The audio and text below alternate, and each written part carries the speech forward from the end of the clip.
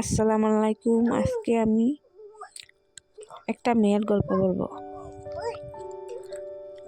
খুব সাধারণ একটা মেয়ে, গ্রামের মেয়ে। এই গল্পটা হয়তো অনেক মেয়ের নিজের গল্প। মেয়েটা ছোটবেলা থেকে খুব দায়িত্বশীল ছিল। তার মা অসুস্থ থাকতো, তাই ছোট বয়সেই যে রান্না শিখে ফেলেছিল। ভাত রান্না করা, ডাল দেওয়া, শাক কাটা, এইগুলি ছিল তার শৈশবের কাজ। যখন তার বয়সী অন্য মেয়েরা মাঠে খেলতো, সে উঠান ঝাড়ু দিত, কিন্তু কখনো অভিযোগ করতো না,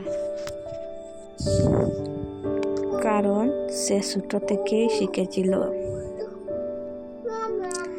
মেয়েদের জীবনটা একটু আলাদা। সময় গেল, মেয়েটা বড় হলো।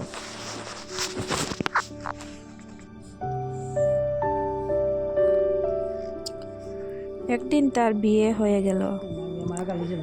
নতুন ঘর, নতুন মানুষ, নতুন দায়িত্ব।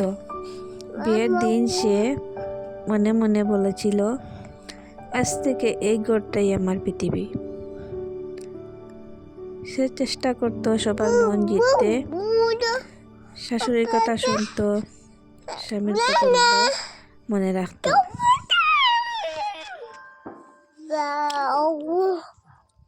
সে রান্না করত, সবাইকে খাইয়ে দিত, শেষে নিজে খেত। কেউ জিজ্ঞেস করত না, তুমি খাইছো? তবু সে মনে খারাপ করত না, কারণ তার সুখ ছিল পরিবারের সবাই ভালো থাকলে। তার খুব ইচ্ছা ছিল একটা সুন্দর নতুন শাড়ি, কিন্তু সংসারের খরচের মাঝে তার শখগুলো সব চুপ হয়ে থাকত। তবু ঈদের দিন পুরান শাড়ি ধুয়ে রোদে শুকিয়ে চুল আঁচড়ে আয়নার সামনে দাঁড়িয়ে সে আস্তে করে হাসত। মনে মনে বলতো, আমি মন্দ না, আমি এখনো সুন্দর। তারপরে একদিন তার জীবনে এলো সবচেয়ে বড় সুখ, তার মেয়ে। প্রথমবার কুলে নিয়ে সে কেঁদেছিল, কষ্টে না, অপরিসীম ভালোবাসায়। সে বলেছিল, আল্লাহ আমার সব সুখ তুমি তাই ছোট মানুষটার মধ্যে দিছ। সেই দিন থেকে মেয়েটার জীবন বদলে গেল। সে নিজের কথা ভুলে গেল, নিজের শখ ভুলে গেল। নিজে নতুন কাপড় না কিনে মেয়ের জামা কিনল, নিজে কম খেয়ে মেয়েকে বেশি দিল। রাতে মেয়ে ঘুমালে সে চুপচাপ বসে থাকতো, মেয়ের মুখের দিকে তাকিয়ে। মনে হতো, আমার জীবনটা বৃথা যায় নাই। দিন যায়, মেয়ে বড় হয়।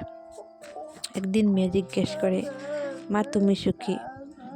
মেয়েটা একটু থামে, চোখে পানি আসে, কিন্তু সে হাসে,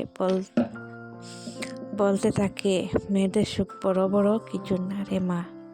একটা সংসার টিকিয়ে রাখা, পরিবার ভালো রাখা, সন্তান মানুষ করা, এইটাই আমাদের স্বপ্ন। মেয়ে তার মাকে জড়িয়ে ধরে। সে মুহূর্তে সে বুঝে, মেয়েরা বড় কিছু চায় না, তারা নিজের জীবনটা চুপচাপ দিয়ে দেয় অন্যের সুখ বানাতে। আর সেই সাধারণ গ্রামের মেয়েটা, যার জীবনটা ছিল দায়িত্বে ভরা।